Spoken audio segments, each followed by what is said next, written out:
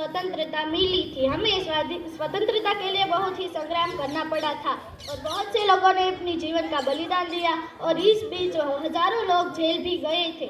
इसीलिए हमारे देश के कुछ महान नेताओं ने हमारे देश के संविधान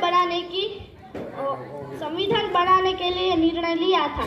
कुछ महान नेताओं और शिक्षित लोगों ने मिलकर हमारे देश का नया संविधान बनाया और यह संविधान 26 जनवरी 1950 से लागू हुआ था। भारत एक गणतंत्र देश बना। हमारे देश के इतिहास में स्वर्ण अक्षरों से लिखा गया यह दिन था। डॉक्टर भीमराव अंबेडकर एवं उनके सहयोगियों के अथक प्रयास से निर्मित संविधान के जारी होते ही भारत एक संपन्न और संप्रभुता गणराज्य बन गया। इसी उपलक्ष्य में हम प्रत्येक वर्ष 26 जनवरी गणतंत्र दिवस के रूप में मनाते हैं। गणतंत्र का अर्थ है कि ऐसी शासन व्यवस्था जिसमें सत्ता जनसाधारण में समाहित हो।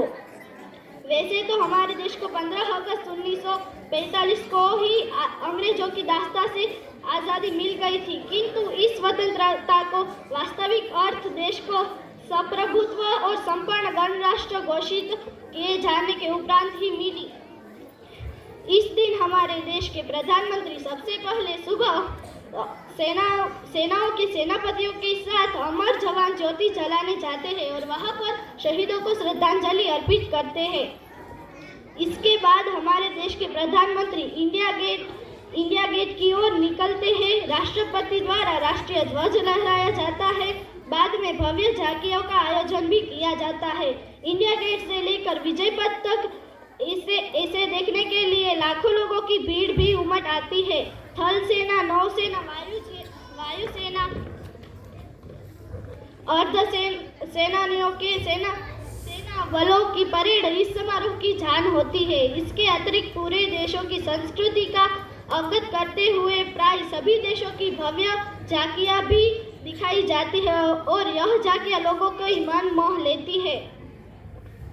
इस शुभ दिन का सभी को आदर करना चाहिए। गणतंत्र दिवस आजादी के शहीदों को याद करने एवं उनको श्रद्धांजलि देने के लिए मुख्य भूमिका निभाता है। सभी देशवासी स्वतंत्रता प्राप्ति हेतु प्राण न्यौछावर करने वाले वीरों को श्रद्धासुमन अर्पित करते हुए देश की स्वतंत्रता व अखंडता की रक्षा करने की प्रतिज्ञा करते हैं।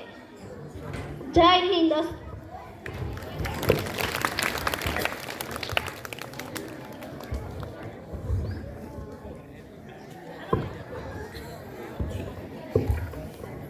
खूब सरस। हाथ काट कर रख दूं गाये, नाम समझ में आ जाए तो कितनी दिक्कत होगी पता है। राम समझ में आ जाए तो भाई राम राम तो